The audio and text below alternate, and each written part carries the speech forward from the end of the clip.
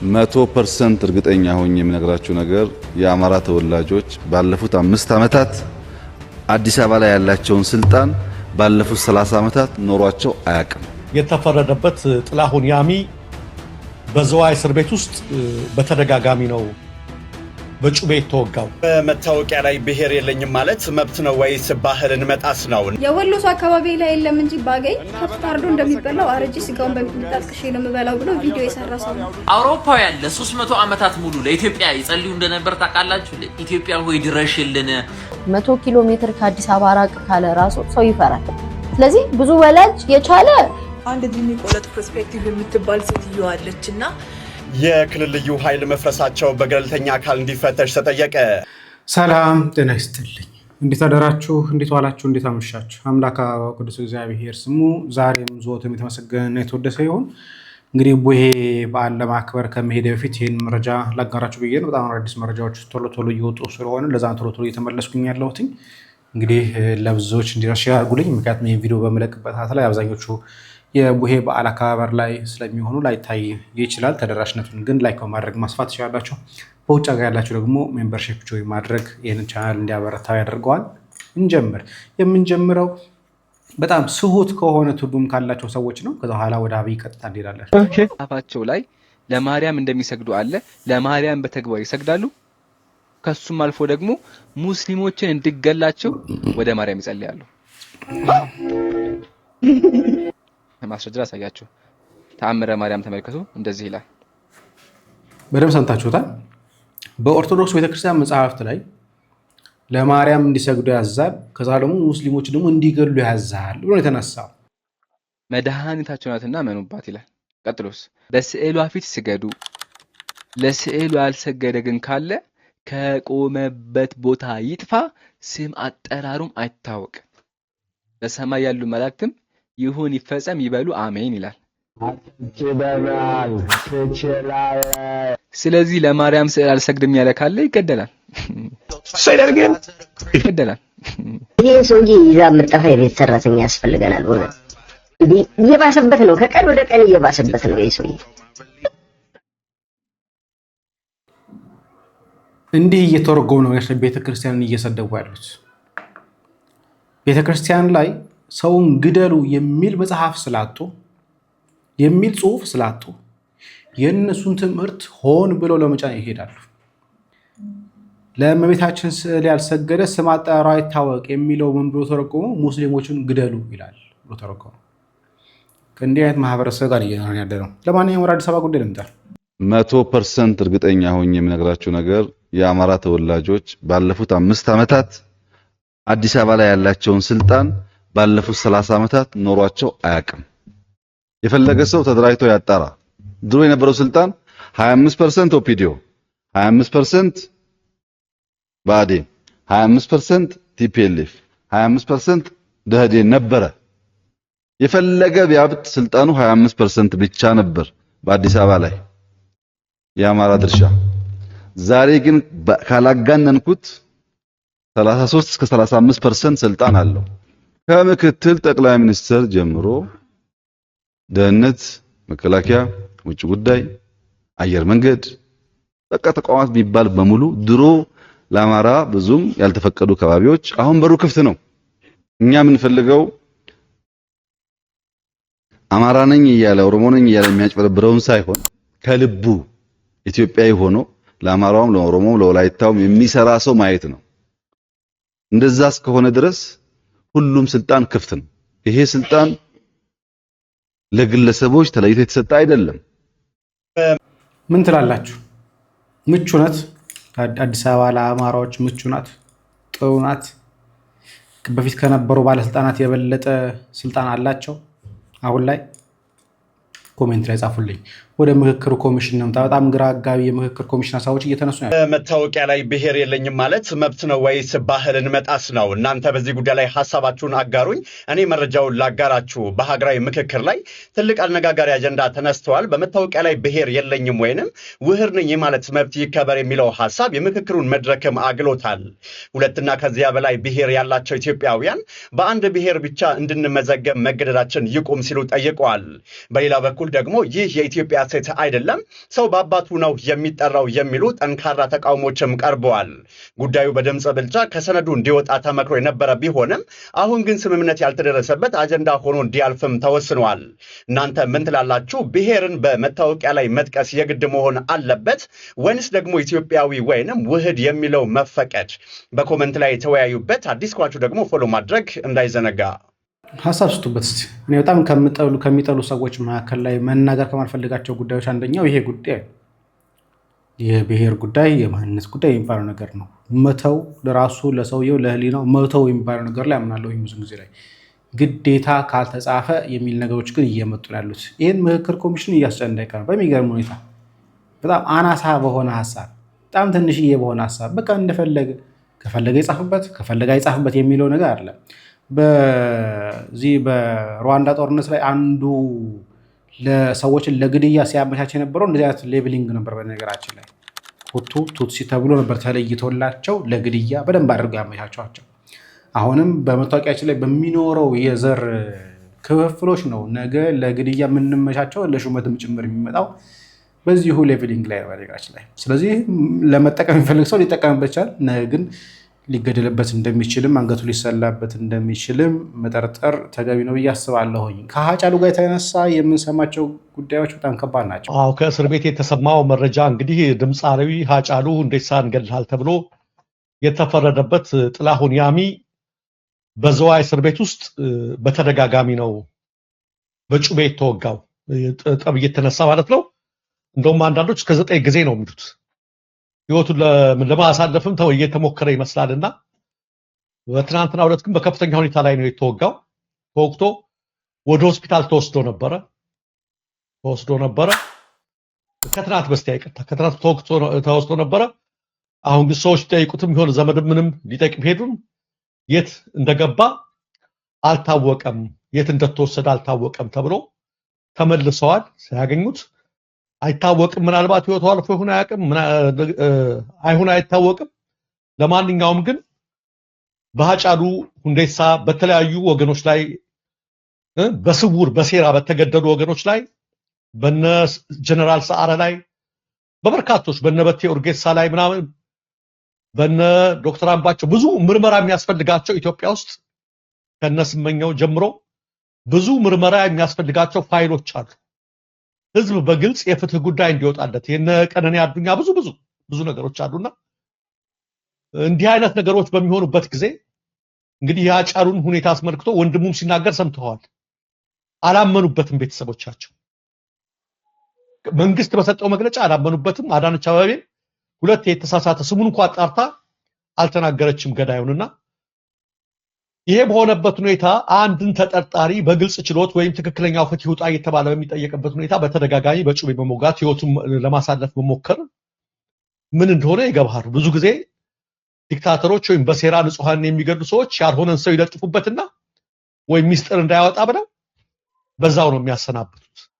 ስለዚህ አሁንም የሀጫሉ የፍትህ ጉዳይ እየተጠየቀ ባለቤቱ ያለቀሰች በየአመቱ ፋውንዴሽኑ ሲያከብር ያለቀሰች ፍትህ ይውጣልን እያሉ ቤተሰቦቹ እየተናገሩ ባለበት ሁኔታ ላይ የበለጠ ደግሞ አሁን ገዳይ ነው ተብሎ የተያዘው ጋር ነገሮች ሳይታወቁ በጩቤ ደጋግመው ወቅተውት ትናንትናም እስር ቤት ተወቅቶ ተሰውሯልና ፍትህን ለመሰወር ለማዛባት የሚደረግ ነገር ነው። ነገር ግን ፍትህ ተዳፍና አትቀርም፣ የምትወጣበት ጊዜ ይመጣል ለማለት ነው። እንግዲህ በፖሊስ ቁጥጥር ስር ሆነ ማረሚያ ቤት ሆኖ ራሱ ሴፍቲ የለም ማለት ነው። ለህይወትህ አደጋ ነው የሚሆነው። በራሽ ላይ ብዙ ጊዜ እንደዚህ ነገሮች በተለይ ኮሮና ቫይረስ ያለባቸው ነገሮች ጥያቄውን እንዳይቀጥል የሚፈልጉ አይነት ነገር ከሆነ ወዲያውኑ ማስወገድ አሊያም ደግሞ ጊዜ ሰጥተው ሰው ሳይሰማ ያን ነገር ማጥፋት ይፈልጋሉ። ባለፈው እንደዚህ በዚህ ወር ውስጥ ራሱ የሰማነው ነገር የጀነራል ሰዓረ ገዳይ መሰለኝ አይደል እንደዚህ አመለጠ፣ ተወሰደ፣ ተደበደበ፣ እንዲህ የተደረገ ነው እንዲህ የተደረገ ነው ተብሎ ሲነገር የነበረው እንደዛ ነው። ስለዚህ አሁን አዳዲስ አጀንዳዎች እየወጡ ያሉት ስለዚህ ከዚህ በኋላ በሆነ ሰው ግድያ ተጠርጥሮ የነበሩ ሰዎች ቀስ በቀስ እየገደሉ አይደሞ የማጥፋት ስራዎችን እየሰሩ እንደሆነ እየሰማን ያለ ነው። በጣም ገራሚ ነው። ሌላኛው እንግዲህ ከልዩ ኃይል ጋር ተገናኘ ነው። የክልል ልዩ ኃይል መፍረሳቸው በገለልተኛ አካል እንዲፈተሽ ተጠየቀ። በሀገራዊ ምክክሩ የተቋማት ግንባታ ቡድን ባደረገው ስብሰባ ላይ የክልሎች ልዩ ኃይሎች መፍረሳቸው በገለልተኛ አካል እንዲረጋገጥ ወይንም ኦዲት እንዲደረግ ስምምነት ላይ ተደርሰዋል። ኦዲት የሚያደርጉት ደግሞ መከላከያና የሰብአዊ መብት ኮሚሽን ናቸው ተብለዋል። ከዚህ በተጨማሪ ማንኛውም የክልል የጸጥታ መዋቅር ከመከላከያና ከፌዴራል ፖሊስ በላይ መሆን እንደሌለባቸው ተጠቁሟል። ክልሎች የሚኖራቸው የሚሊሻ አባላትም በወታደራዊ ሳይንስ የሰለጠኑ እንዲሆኑ ስምምነትም ተደርገዋል። ይህ አሰራር የሀገሪቱን ሰላም በዘላቂነት ያስከብራል ትላላችሁ?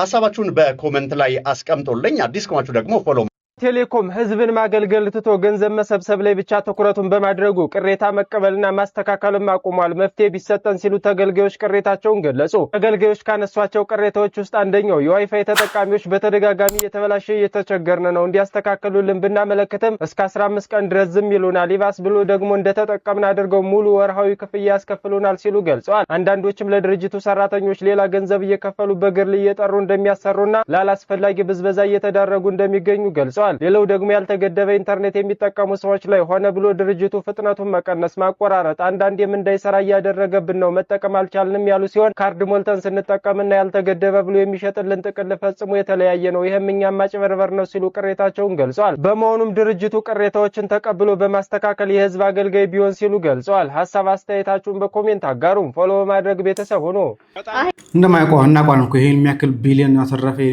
ያተረፈ እየተባለ ያለው እኮ በትክክል በአግባቡ ሰው ረክቶበት ባገኘው አገልግሎት አይደለም። ኢትዮጵያ ያለው እኛ አስታውሰዋለሁ። በጣም ምን ያህል ተቋራጭ አንሊሚትድ ነበር ገዝቼ የነበረው ምን ያህል ተቋራጭ አዛ የሆነ ኔትወርክ ስንጠቀም እንደነበረ የምናስታውሰው ነገር ነው። ምንም የተደበቀ ነገር አይደለም። እንዲያስተካክሉ ቢነገራቸውም ለማስተካከል ፈቃደኞች አይደሉም። ምክንያቱም የሚያገኙትን ትርፍ እንጂ ለህዝቡ የሚያቀርቡትና አገልግሎት አይደለም። ዋና ዓላማቸውም ህዝቡ ማገልገል ሳይሆን ብር ማካበት ስለሆነ ማለት ነው። እንግዲህ ጠዋት ላይ አይቼ የነበረው ዜና በተለይ ይሄ ከሳውዲ ጋር ተገናኘ ጫካ ላይ ሲፈጸሙ የነበሩ ጥቃቶችን በተመለከተ ተይዟል የተባለ ሰው አለ። ግን ይሄ ፎቶ አደናጋሪ ነው፣ ኤአይ ነው ምናምን የሚሉ ሰዎች እያየሁ የነበረ። ለማንኛውም ግን ስሙት መረጃው አህያው ተገኝቷል ማለት እንግዲህ እዚህ ነው ጋይስ። ኦሮሞ መርት ጀቻ ጠበቀ ገመደን እኔ በጣም ደስ ብሎኛል። ማታ ላይቭ ላይ ጀዋር ምን አለ መስላችሁ ነገር ከእጅ በፊት ከምላስ ትጀምራለች አለ። ምን ማለት ነው? አንድ ሰው እናንተ ላይ እጁን ሳያነሳና ቢላ አንገታችሁ ላይ ሳያሳርፍ በፊት ምን ያደርጋል? በነገር በምላስ ማለት ነው እናንተ መስደብና መዝለት ይጀምራል። የዛኔ ዝም ካላችሁት ነው ወደ እጅ የሚያልፈው ማለት ነው። እና ይሄ በምስሉ ላይ የምትመለከቱት ልጅ ሙዘሚል ይባላል። ይሄ አንድ ምስኪን ለእናቱ የሆነ ልጅ ታርዶ እንደ ሀገር ሀዘን ላይ በነበርንበት ወቅት ምን ይላል? የወሎ ሰው አካባቢ ላይ የለም እንጂ ባገኝ ታርዶ እንደሚበላው አረጂ ስጋውን በሚጥሚጣ ጥቅሼ ነው የምበላው ብሎ ቪዲዮ የሰራ ሰው ነው። እና አሁን ላይ ቀጨም ተደርጎ እስር ቤት ይገኛል ማለት ነው። እና ራሳቸው የኦሮሞ ልጆች አሳልፈው እየሰጡ ነው። የኦሮሞ ማህበረሰብ ይሄ አይደለም ድርጊቱ እኛን አይወክሉም ብሎ አሳልፈው እየሰጡ ነው። ጀዋር እናመሰግናለን። ሌሎችም ሁላችሁም በርቱበት። ሌሎች አህዮችም ገና ትቀራላችሁ፣ ትቀጥላላችሁ፣ ትያዛላችሁ። እሺ የዚህ ልጅ ደም መና አይቀርም። እና የኦሮሞ ህዝብ እንደዚህ አይደለም፣ የዋህ ህዝብ ነው። ውሃ ቢጠየቅ ወተት የሚሰጥ ህዝብ ነው። ተከባብረን ተዋደን ነው ሀገራችን ላይ የምንኖረው። እናንተ ግን የሰው ሀገር እንኳን ሄዳችሁ በሰው ሀገር ላይ በስደት ላይ እንኳን እርስ በርስ በቃ የማትዋደዱና እርስ በርስ የምትጨካከኑ ሰዎች ናችሁና ፈጣሪ እጃችሁን ይስጣችሁ። ብቻ ግን ደስ ብሎኛል። ሌሎችም ትቀጥላላችሁ። ብቻ ደስ ብሎኛል። እጅሽን ያገኘው ያው እንግዲህ ታስሯል የተባለው ነገር ፎቶ ላይ ጠዋት የተለቀቀው ፎቶ የነበረው ትንሽ አጨቃጫቂ ክርክሮች ነበሩት። ይሄ ነገር ትክክል አይደለም፣ ፎቶ ኤአይ ነው የሚላለ ግን ኤአይ ለማጣራት ሞክሬ ነበር። ፎቶ ኤአይ አይደለም። በምን አይነት ኤአይ እንዳቀናበሩት ግን እርግጠኛ መሆን አልቻልኩትኝም። ወደ አፈሳውና ወደ መንፈሳዊ ነገር ልመጣ ነው። ይሄው እየወጣው ነው ይመስለኛል። አለፈ መሴ አያስወግርም። ወጣው ነው በቃ የቱ ጋር ናችሁ? እኔ እየወጣው ነው ፋ ብያለሁ፣ ጨርሻለሁ። አሁን እንግዲህ አፈሳውን መሸሻ አንዱ አማራጭ ይሄኛው። ምክንያቱም ሴቶች ለእኩልነት የሚታገሉት እንደዚህ አይነት ቦታ ላይ ስለማይሆን የሴት እኩልነት የሚባለው ፍሪደም ባለበት እንጂ መከራ ባለበት አፈሳ ባለበት ላይ አይሰራም። ስለዚህ እነዚህ መምሰል ነው እንግዲህ። አንድ ዲኒ ቆለጥ ፐርስፔክቲቭ የምትባል ሴትዮ አለችና ማንም አያያትም። አመቱን ሙሉ ማንም አያያትም። ብታዩ ጎረቤቶቿ ምናምን ራሱ አያያትም። በነገራችን ላይ እንጂ የምትሳደበው ሴት አሁን የሰማችኋት ፌሚኒዝም የሚባለውን ሀሳብ የምታቀነቅን ፌሚኒስት ነኝ የምትል የሴቶችን ጥቃት አወግዛለሁ ሴቶችን ነፃ አወጣለሁ ከሚሉ 3 ወይ 4 ሰዎች መካከል አንደኛው እሷ ነች። እና እሷ እያደረገችው ያለችው ነገር ምን መሰላችሁ? እንጂ የምትመለከተው እህታችን ፌሚኒዝም የሚባለው ሀሳብ ጥሩ አይደለም፣ የሴቶች ጥቃትን መቃወም አለብን። አዎ፣ ነገር ግን ወንዶችን ጠል በመሆን አይደለም። ፌሚኒዝም የሚባለው ራሱን የቻለ ወደ ሌዝቢያንስነት የሚወስድ ነው ብላ በመናገሯ ምክንያት ነው ዛሬ ላይ መጣ እንደምትሰማት ምሰድባት ማወቅ የሚገባሽ ነገር ሴቶችን መሳደብ ማለት ራሱ ጥቃት ነው አይደል? እንግዲህ በዓለም ላይ እስከምናውቀው ድረስ እናንተም ደግሞ ሴቶችን ነፃ እናወጣለን ትላላችሁ። ስለዚህ ሴቶች ተጎዱ ከምትሉባቸው ወይም ደግሞ ተጠቁ ከምትሉባቸው ነገሮች አንዱ ስድብ ነው አይደል? ማዋረድ ነው። ስለዚህ እናንተ ነፃ እናወጣታለን የምትሏትን ሴት መልሳችሁ እናንተ እየሰደባችሁ እንዴት ይሆናል? ድንገት ሀሳቧ ባይስማማሽ እንኳን ወጥቶ በሰላም መናገር ሲቻል፣ ነገር ግን በዚህ ደረጃ ወጥተሽ እየሰደብሻት እያንጓጠጥሻት ከዛ ላይ ለሴት ነው የምቆመው ስትይ ማያሳምንን ለዚህ ነው። ለማንኛውም ሴት እህቶቻችን ማወቅ የሚገባቸው ነገር ኢትዮጵያ ውስጥ ያሉ ወንዶች የእናንተን ጥቃት የሚወዱ አይደሉም። አንዳንድ ትክክል ያልሆኑ ጉዳት የሚያደርሱ ወንዶች አሉ። ይህንን እየካድን አይደለም። ይህንን መታገልና እነሱን ለፍርድ ማቅረብ የሚገባ ነው። ህብረተሰቡን ማስተማር ጥሩ ነው። ነገር ግን ራሳችሁን ከጆርዲ እንዲሁም ደግሞ ከእንደነዚህ አይነት ሴቶች በመጠበቅ ራሳችሁን ማዳን ትችላላችሁ። እንግዲህ እቺ በፊት ባለፈው ማቅረቢያት ነበረ። አብሮ ማደግን፣ አብሮ መለወጥን፣ አብሮ ሰርቶ ማለፍን የማትወድ ሴት ነች። ሴት ልጅ አብራ ደሃን ካገባችና አብሮ እንለወጥ የሚል ካለ መቀበር ማለት ነው ብላ የምታምን ሴት ነች። ጎልዲገርነትን የምታበረታታ ሴት ነች። ከዚህ በፊት ብዙ ጊዜ ተችተናት እናውቃለን። ወደ ቡሄ በዓል እንምጣ። እንግዲህ መርካቶ አካባቢ ላይ እኚህ ትልቅ እናት ስታጣጥፈው የሚታየው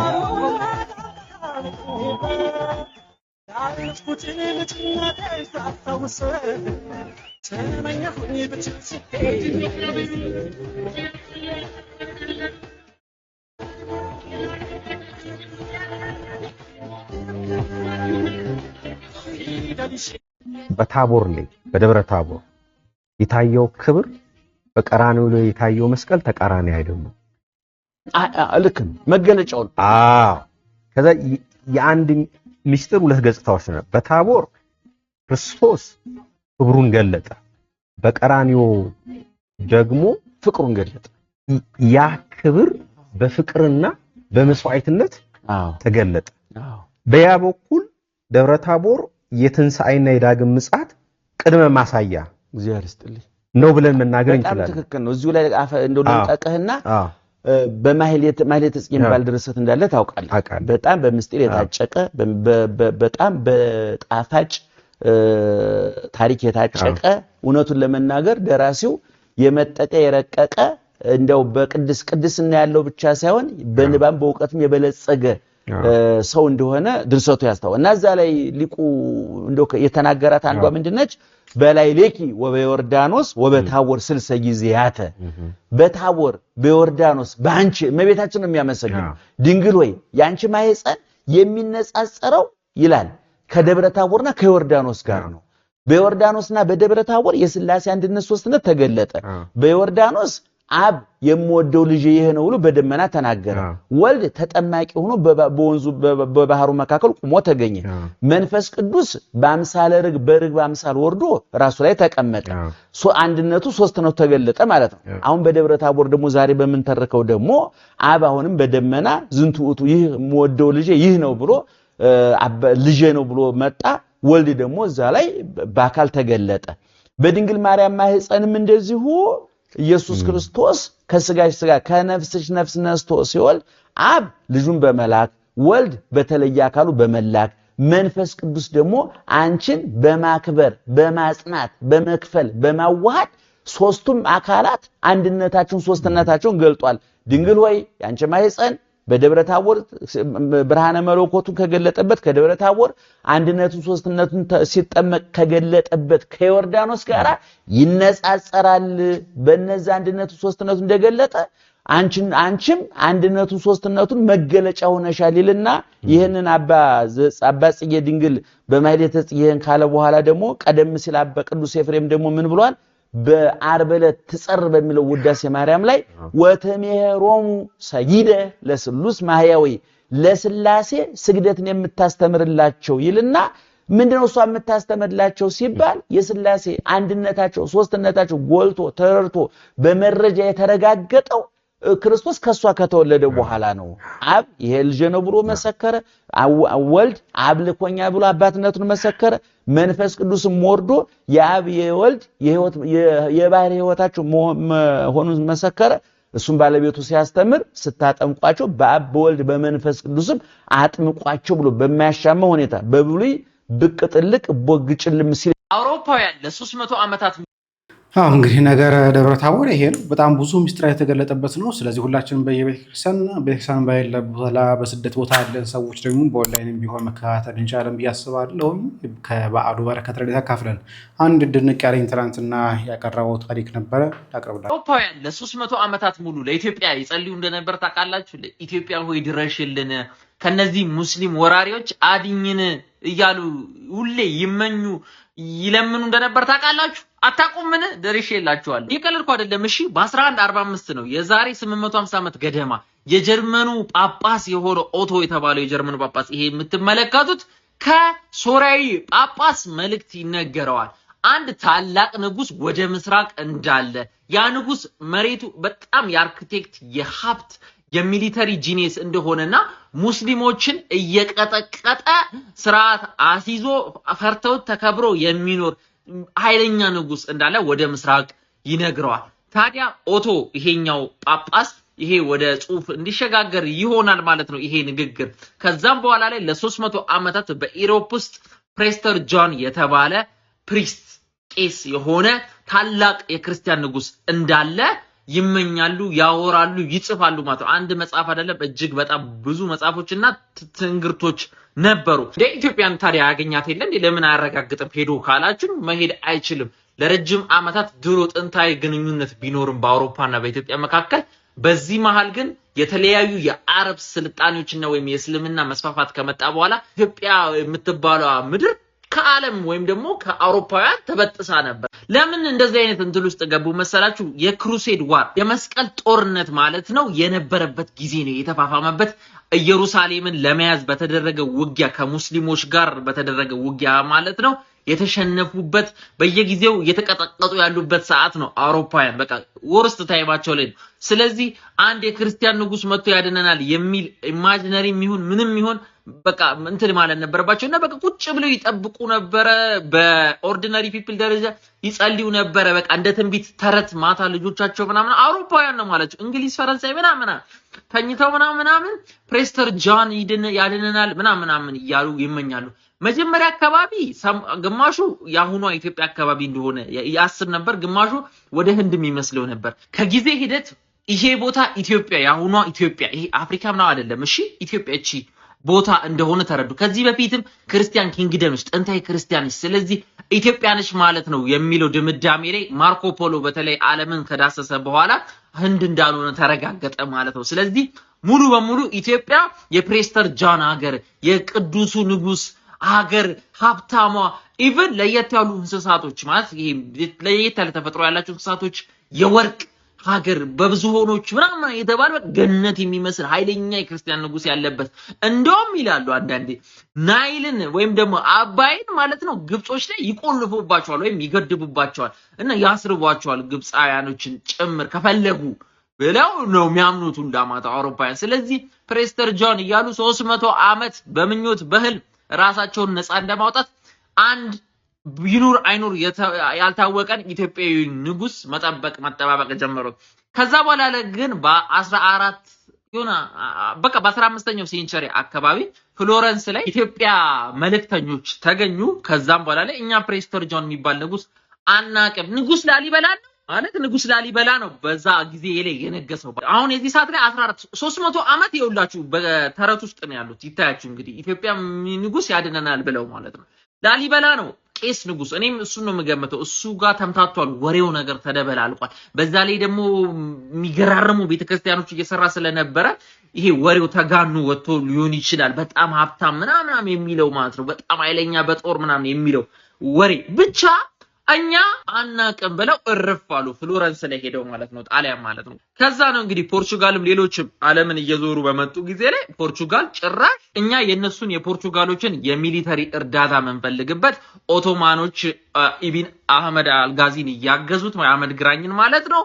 በቃ ድብልቅልቁ የወጣች ጦርነት ያለባት ልክ እንደ አውሮፓ ድህነት ያለባት ከአውሮፓ የባሰ ራሽ የነሱን እርዳታ አስፈለገን። ያው ረስተውናል። ከዛ ሃይማኖት ቀይሩ አሉ። ከዛ ሲያዩት ሃይማኖትም ልዩነት አለን፣ ኦርቶዶክስ ነው እዚህ እነዛ ሌላ ነው ደሃን ማለት ጀመሩ። ከዛ በኋላ ብቻ ግን ፍራንሲስኮ አልቫሬዝ ፕሬስተር ጃን ኦፍ ኢንዲያስ ብሎ ማለት ነው መጽሐፍ ጽፏል ማለት ነው በዚህ ጉዳይ ላይ በደንብ በዲቴል ማለት ነው እና እሱ አረጋግጦ ነው ፖርቹጋላዊ ነው ቄስ ነው አይ ቲንክ ቄስ ነው መሰለኝ ብቻ መጥቶ ኢትዮጵያም አይቶት ያው አረጋገጠ እንዳልሆነ ፕሬስተር ጃን ሪል እንዳልሆነ ማንኛውም የዚህ መልእክት ሐሳብ ማንንም ያደዳችሁ የለም ህልም ቁጭ ብላችሁ አታልሙ የውሸት ተረት ታሪክ እንዴት እንደሚፈጠር አያችሁት አይደለ ኢትዮጵያ ጥሩ ኪንግደም ነች ከዛ ባለፈ ግን ለሌሎች ምድርስ ለራሷ ጨንቋት በኢኮኖሚ ደቃ ከአክሱም በኋላ ቁጭ ያለች ነች ግን ወሬ አሉባልታ ሄዶ እንዴት እንደተጋነነና ጭራሽ የሚጸለይለትና ትንቢት ሆኖ ቁጭ እንዳለ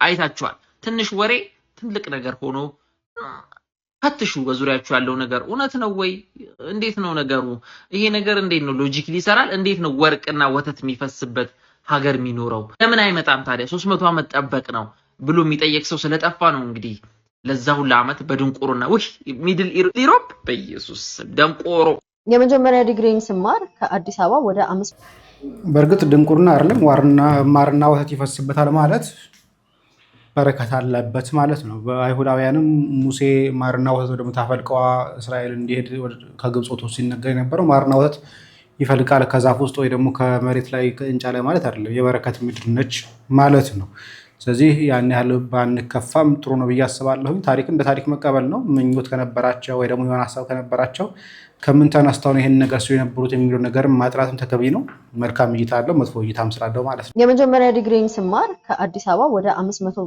ምናምን ኪሎ ሜትር የሚገኝ ዩኒቨርሲቲ ነውና በቃ ቤተሰብ ምንም ስጋት ውስጥ አልገባም ምክንያቱም ሌሎችም ሰዎች አይደለም 500 ኪሎ ሜትር 700 ኪሎ ሜትር 800 ኪሎ ሜትር ራሱ ተጉዞ በእኛ ጊዜ ለማለት በቃው ይማሩ ነበር ዩኒቨርሲቲ በሰላም ሄደን በሰላም መተናል ጨርሰን ትምህርታችንን አሁን ግን እንደዛ አይደለም ይሄን ያህል ኪሎ ሜትር ቀርቶ 100 ኪሎ ሜትር ከአዲስ አበባ ራቅ ካለ ራሱ ሰው ይፈራል ስለዚህ ብዙ ወላጅ የቻለ ኮሌጅ ከፍሎ ያስተምራል ያልቻለ ደግሞ በቃ ትምህርታቸውን አቋርጦ ማለት ኢቭን የዩኒቨርሲቲ መግቢያ ውጤት አግኝቶ ማለት ነው ሌላ ስራ ላይ ይሰማራል ለምን ፍርሃት አለ የደህንነት ስሜት አብዛኛው ሰው አይሰማው ወጥቶ መግባት ብርቅ እየሆነ ነው በየቦታው የገደላ በየቦታው ያስገድዶ መድፈር በየቦታው የጠለፋ በየቦታው ሰውን ይዞ ሳንቲም አምጡ ማለት ካልተገኘ ማረድ እንሰማለን በጣም ብዙ ለጆሮ ጭው የሚያረጉ ጋጦጥነት ጭካኔ አውሬነትን የተላበሱ ነገሮች መስማት አሁን እየለመድነው ነው እንደውም 30 ሰዎች ተገደሉ ሲባል ወይ ተመስገን ባለፈው እኮ 75 ሰዎች ነበር እዚህ አካባቢ የተገደሉት ማለት ጀምረናል ቀስ በቀስ ኢሞሽናሊ ናም እየሆነን ነው እየደነዘዝን ነው እኔ አሁን የሃይማኖት አባቶች የሃይማኖት ተቋማት ምን እየሰራችሁ ነው እናንተ ላይ አንጋጥጬ ለመናገር የፈለኩት ለምንድነው because 98% አካባቢ ከዛም በላይ አብዛኛው አማኝ ነው ወይ ሙስሊም ነው ወይ ክርስቲያን ነው ብቻ የሆነ ከኔ በላይ የሚያቅልኝ የሚያስብልኝ አምላክ አለ ብሎ በሆነ ኢንስቲትዩሽን ውስጥ የተዋቀፈ ነው እንደዚህ አይነት እምነት ውስጥ ያለ ሰው ደግሞ ግብረገብነት ለሰው መራራት ዋጋ መስጠት ቸርነት መተሳሰብ የሚባለው ነገር ያቃል ብለን ነው የምናስበው because ታስተምሩታላችሁ ተብሎ ነው የሚታሰበው ታዲያ አሁን ይሄ ሁሉ ነገር እናንተ ምን እየሰራችሁ ነው ማለት ትላልቅ ህንጻዎች እየተገነቡ ነው በእናንተ ትላልቅ መስጂዶች ትላልቅ አብያተ ክርስቲያናት ከዛ ለነሱ ደግሞ ቋሚ ገቢ የሚያስገኙ የገበያ አዳራሾች ምናምን ትሰራላችሁ ገበያችሁም እንደጨመረ ፊል አረጋለሁ because በስነ ህንጻ ራሱ ሳይ በጣም የሚገነቡት ነገር ዋው ያስብላል ሰው ግን እየፈረሰ ነው እዛ ህንጻ ይገነባል ሰው እየፈረሰ ነው አስተሳሰቡ ፈርሷል ህይወቱም እየፈረሰ ነው እያጣን አላፊው ደፋሪው ገዳዩ አጠቃላይ ኢፍታዊ ነገር የሚያረጋው ጨካኙ ሃይማኖት ያለው ነው most probably የቱ ጋር ነው የተላለፋችሁት የቱ ጋር ነው ሚስ ያረግ ነው ትንሽ ትኩረታችሁን ወደ ህንጻ ግንባታው ያረጋችኋል መሰላችሁ ምክንያቱም ሰው ቢሰራ በዚህ መጠን ወገኑ ላይ የሚጨክን እህቱ ላይ የሚጨክን ወንድሙ ላይ የሚጨክን ይኖራል ብዬ አላስብም ያልተሰራ ማይንድ ሴት ካለ ግን ቡቸር ነው የሚሆነው ነፍሰ ገዳይ ነው የሚሆነው የሰው ህይወት ከዶሮ ህይወት ምንም እንደውም ቢቀልበት እንጂ አይከብድበት የሚፈራው ፈጣሪ ከሌለ ያየኛል ብሎ የሚያስበው አምላክ ከሌለ ተደብቆ ብዙ አይነት ለጆሮ ጭው የሚያደርግ ነገር ሊያደርግ ይችላል። ቢካዝ ስነ ምግባሩ እግዚአብሔርን መፍራት አላህን መፍራት የተባለ ነገር አያውቅም።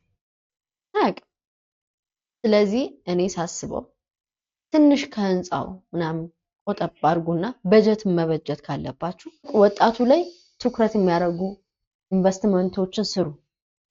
የሞራል ግንባታ ይሄ ስነ ምግባር የሚያስተምሩ ትምህርት ቤቶችን ስሩ፣ ኦርፋኔጆችን ስሩ። ሴተኛ ዳሪዎችን አንስታችሁ ስራ ሰጣችሁ የተለያየ ሙያ የሚያገኙበትን እድል ፍጠሩ። ትናንትና የተጣለ ልጅ ነው ብዙ ነገር የሚያደርገው።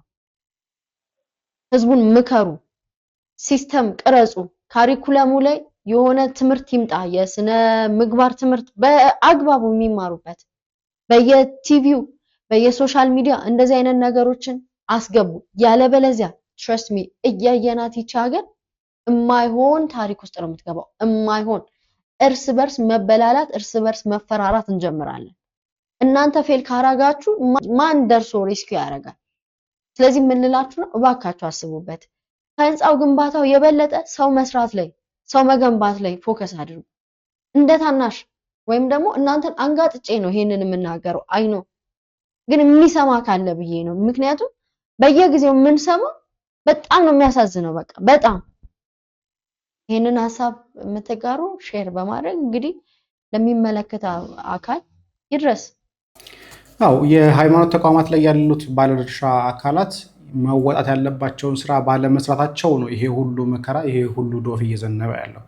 ርህራሄ የሌለው ወጣት ወንድሙ ላይ የተነሳበት ወንድሙ ላይ የጨከነበት ትንሾች ላይ የጨከኑ አራስ ላይ የጨከኑ መነኩሴ ላይ የጨከኑ መነኮሳት ላይ የጨከኑ ለመግደልም ለመድፈርም የቸኮሉ ሰዎች እየተፈጠረ ያለው ሃይማኖት አልባ ደግሞ ቢኖርበትም የማያምኑበት ህሊናቸውን የሸጡበት ጉዳይ ላይ ስላሉ ምንም ጥርጥር የለውም። ይሄ ከየት መጣ እንዳለችው እህታችን አንደኛውና ዋነኛው ነገር እግዚአብሔርና ፈሪሃ እግዚአብሔርን ከማስተማር ይልቅ ዳርዊኒዝም ትምህርት የተጫናቸው ሰዎች በዝግመተ ለውጥ መጣ የሚል ክርስቲያን ባለማህተብ ታሪክ ሲያስተምር የምታዩት ነው። ስለዚህ ባለማህተብ ሆኖ ዳርዊኒዝምን እየተከተለ እየደገፈ እያየ ያ ሰው የሚያስተምረው ሰው ፈሪሃ እግዚአብሔር ይኖራል ብሎ ማሰብም ከባድ ነው የሚሆነው። ሁይ ነው በጣም አደጋ ላይ እንዳለን አደጋ ላይ እንደሆነን በደንብ አድርገን የምንረዳው ነገር ነው። ይሄን ማስተካከል እንደተባለው የሃይማኖት ተቋማት ላይ ያሉ አሊያም ደግሞ ቤተ እምነቶችን እየመሩ ያሉ አካላት ይሄ ነገር ላይ በአግባቡ በደንብ ተጠናክሮ ስራዎች መሰራት አለበት እናምናለን። ግን አሁን እንደዛ አይነት ያድርጉታል ወይ? we don't think so። ምክንያቱም ሁሉም እየተሯሯጠ ያለው ቦታ ለመያዝ ነው፣ እየተሯሯጠ ያለው ስልጣን ለመያዝ ነው፣ እየተሯሯጠ ያለው ሸሪዓ ለመትከል እንጂ ህዝቡን በምግባር ማነጽ ላይ እንዳልሆነ የምንረዳው ነገር ነው። እዚህ ላይ ላብቃ። እንዳልኳችሁ የበዓሉ ሰዓት እየደረሰ ስለሆነ ወደዛ ልሄድ ነው። ሰላም እግዚአብሔር ከእናንተ ጋር ይሁን። በድጋሚ መልካም በዓል።